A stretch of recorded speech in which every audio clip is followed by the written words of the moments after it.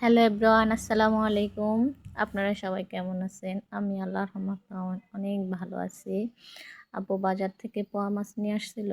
এখন আম্মু ওইটা পরিষ্কার করে নিতেছিল। আজকে আম্মুর হাতে পোয়া মাছ রান্না খাবো।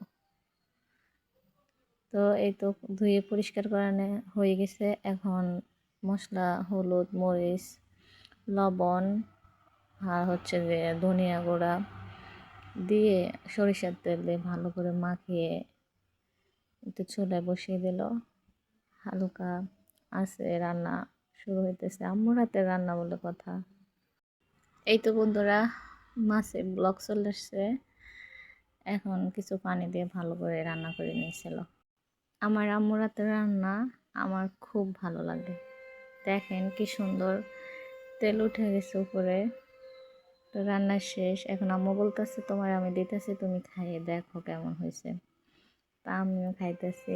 সত্যি অনেক মজা হয়েছে।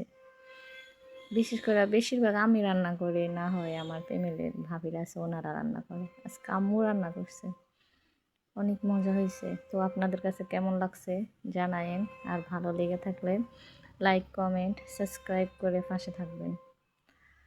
আল্লাহ হাফেজ।